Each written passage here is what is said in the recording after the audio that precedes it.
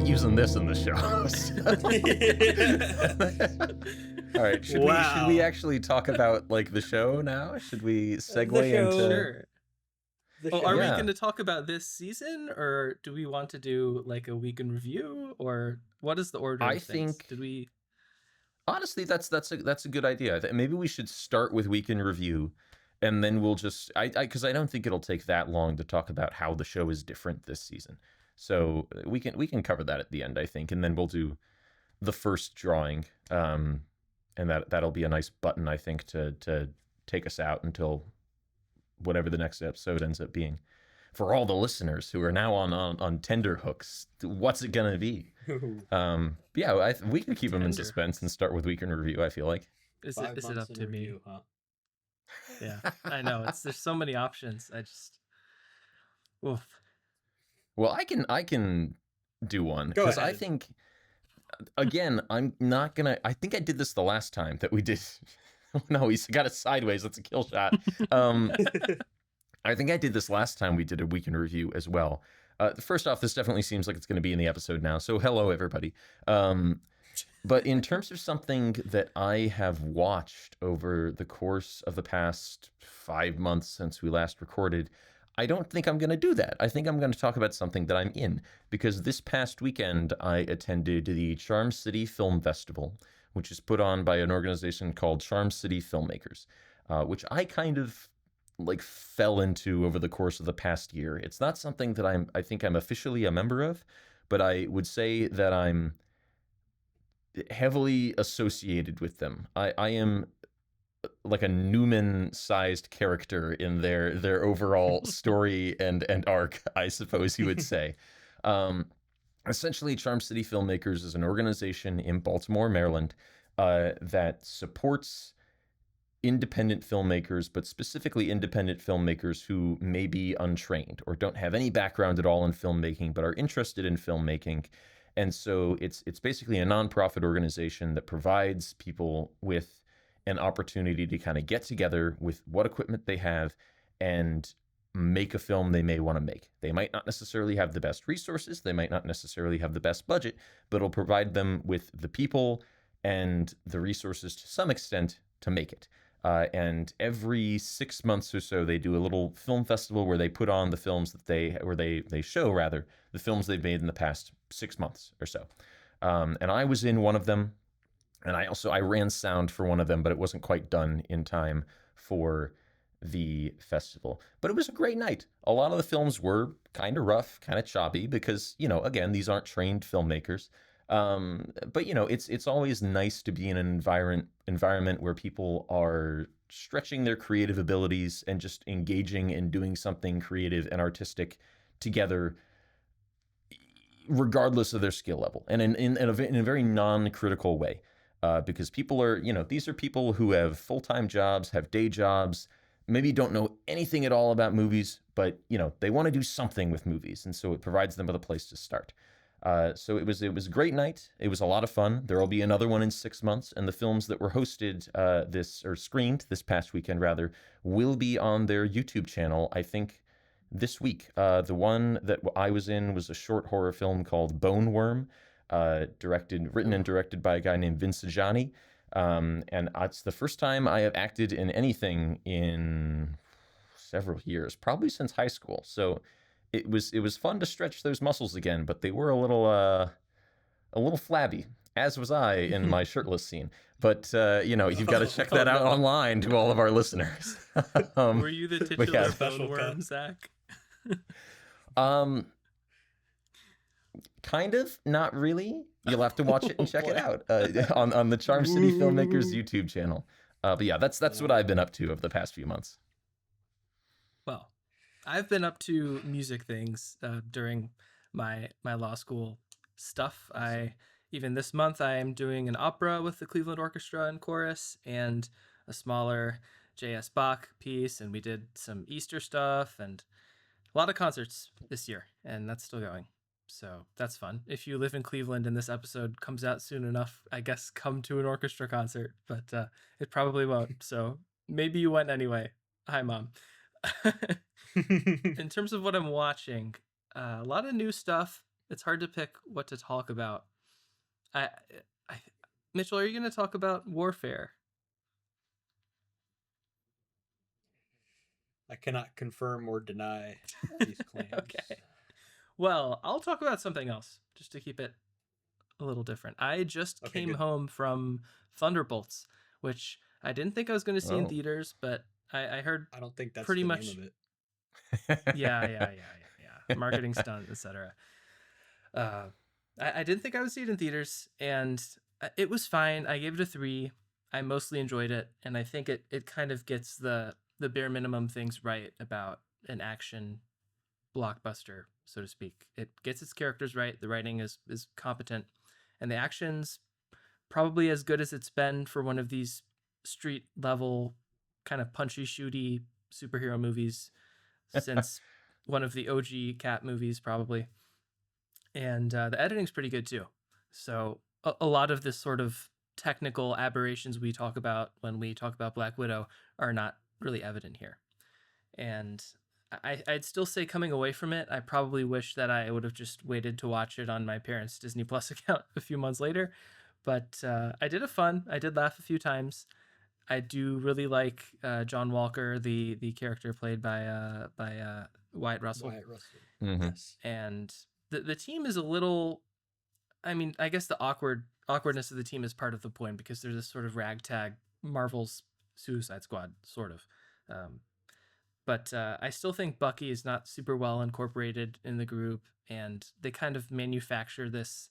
This is like a very light spoiler, but they manufacture a conflict between Bucky and Sam in the end credits, which just seems disingenuous to me. And I was mad at myself for waiting for the end credits because it just annoyed me, which most of them do now. But if you like Marvel, I think you'll probably love it. You'll probably feel like you're so back. And, maybe you are. I don't know. I don't plan on seeing Fantastic Four in theaters, but I guess we'll see.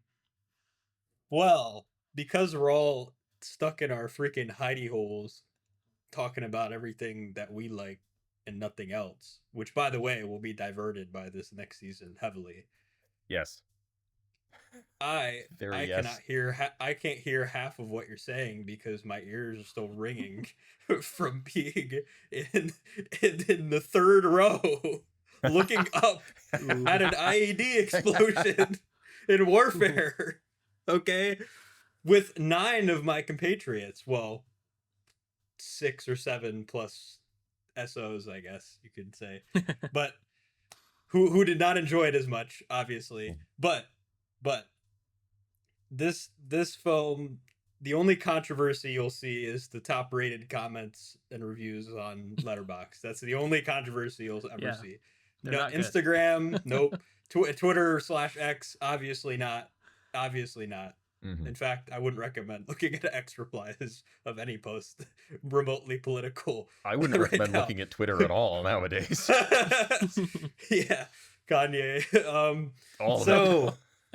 So this was it's not a movie, it's an experience. It really was an experience. I'm not gonna lie, okay? I don't know where Alex Garland got this, Ray Mendoza, they got this idea out of nowhere, but Ramadi 2006 is a really crazy setting to choose, and I almost appreciate it more that they chose a very politically contested setting for this film, because it adds emphasis to the fact that the context is not really as relevant.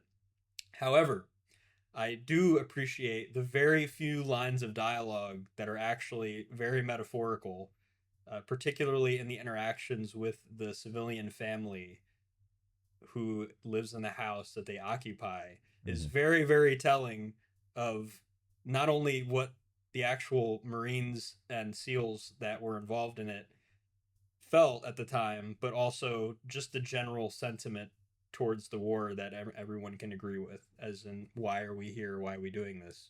Obviously. And to some people it's like, well, you didn't address the point. You did.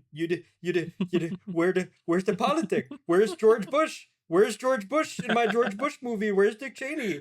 What? Where are they at? why are we not talking about this? Because not everything has to be political. That's why. Because if you get shot at and blown up, the last thing you're thinking about is whether you're voting Republican or Democrat at the next election. That's the reason why. Because not the world does not revolve around you, Letterboxd reviewer. Okay, Yeah. it does not revolve around you. And I sincerely enjoy how accurate it is in terms of the dialogue choices. We're talking about it like a game, dialogue choices, NPCs. uh, the script is fantastic. It's the obviously the uniforms and the weapons are all very authentic, very real. The show of forces were fantastic. It was a very well thought out, methodical, intense horror experience. And I cannot think of another film that really effectively captures what it's like to experience an explosion in a war setting than this one. I really can't think of anything else. So yeah, also like fantastic acting, super convincing. There's just you could really go on about how immersive it is, especially from each soldier's perspective. The sound design, everyone's saying should get an Oscar. Obviously, I 100% agree. It's absolutely insane. Like it's one of those few movies where it's like you're actually missing out on the experience if you don't see it in theaters. But yeah, I really think it's a really fantastic. I wouldn't even it's like a battle film or a skirmish film. I wouldn't even say it's really about a war. It's just about these two SEAL teams and their experiences. So yeah, I highly recommend it. Obviously, when you're at that authentic perspective, and this will vary for different people, the pacing is very jagged. It's not a controlled cinematic story that's compiled and storyboarded and everything. It's just a raw viewing experience, and it's actually less cinematic than 1917 was, because 1917 still felt like there was a progression of the story. There was an end goal. There was an actual plot, that you're following. Where in this case, it's just like I want the fighting to stop. Please save them. I'm done with the shooting and the explosions. Please leave. And that is really hard to pull off with a war movie. And I sincerely recommend it to anyone remotely interested in it. Yeah. Second, all of that. I thought it was great. It moved me. I thought it was constantly compelling, even though like Mitchell said, it doesn't really follow that traditional plot structure. I was pretty much constantly on the edge of my seat, even though it's so contained. And the political thing, it has to be mentioned, I guess. But I feel like not only do people sort of want it to be more specific where it isn't, I think they're very much drawing the wrong conclusions from what it does portray.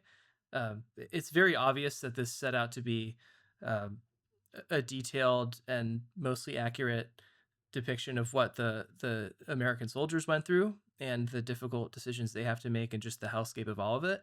But in the like one or two interactions they have with the civilians there, I think for a movie that's under 100 minutes long, focused on the American soldiers' experience and basically as apolitical as possible, I still think it does a really good job of humanizing the people caught in the conflict areas, which is a really hard thing to do.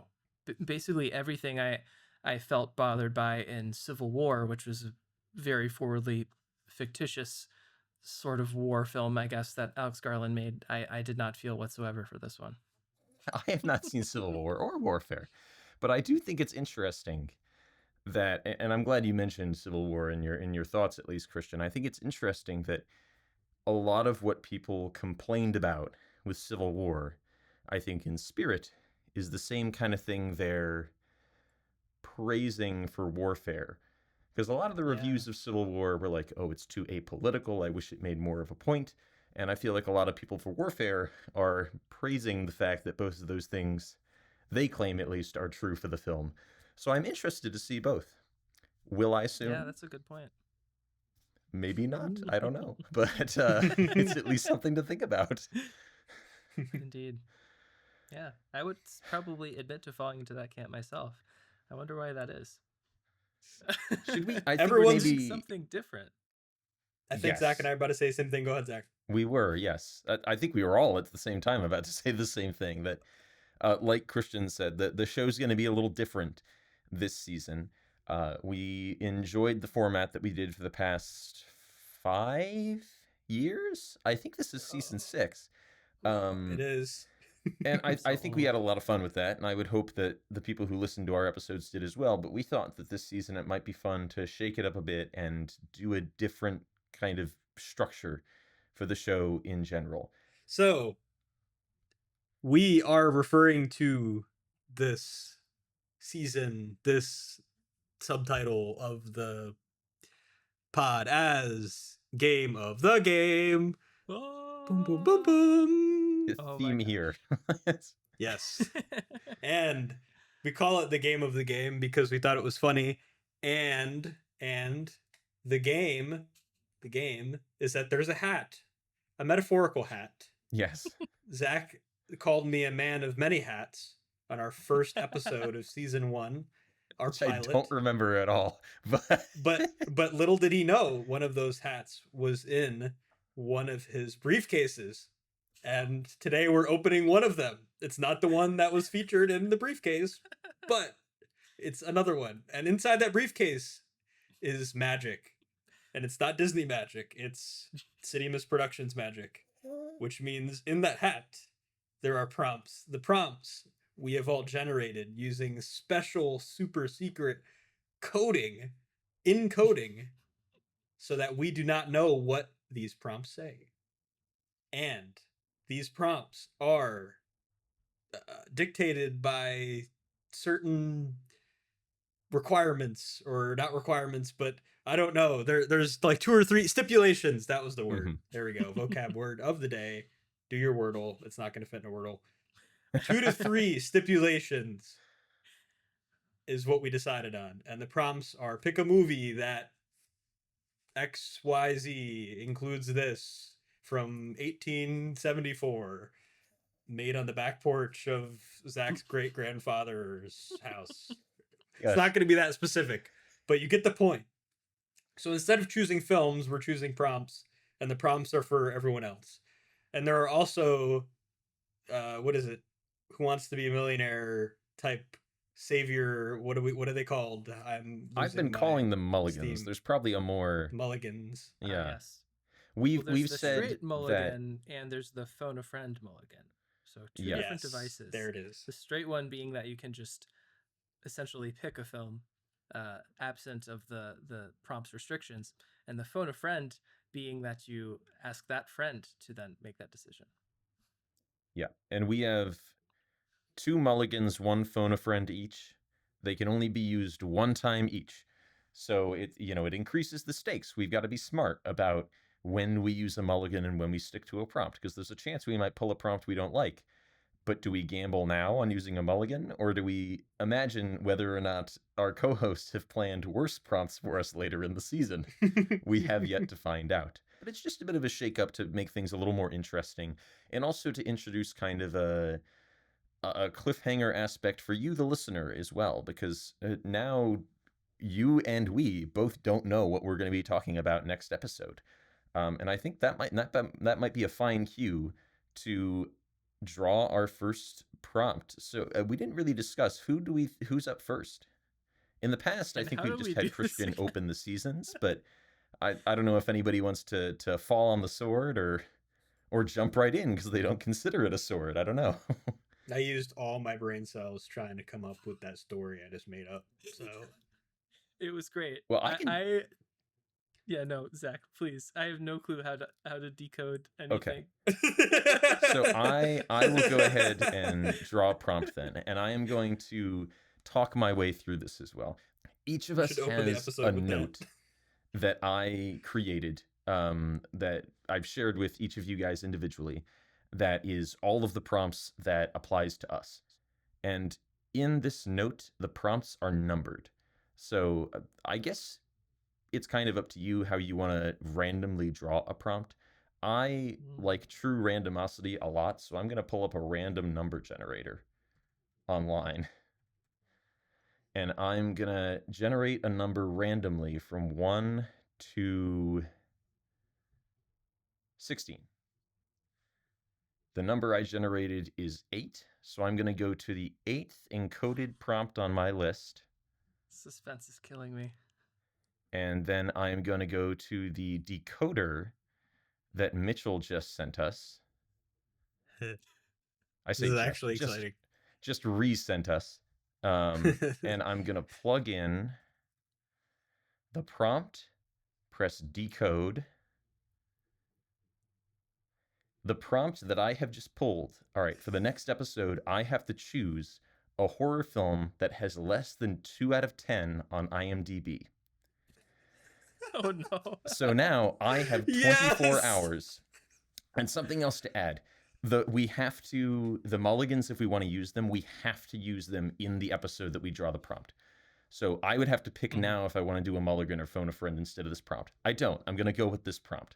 I'm going to stick with this one. And I am saying I have a mission here in this season to use none of my mulligans and not use my phone a friend. Mainly because I don't know who I would phone other than my sister, and I don't want to talk about Surf's Up on this show. Because I guarantee that's the movie that she would recommend. So wow. I now have 24 hours to pick a horror film that has less than 2 out of 10 on IMDb, and we will all watch that, and we'll be talking about it in our next episode. So we don't know what it's going to be.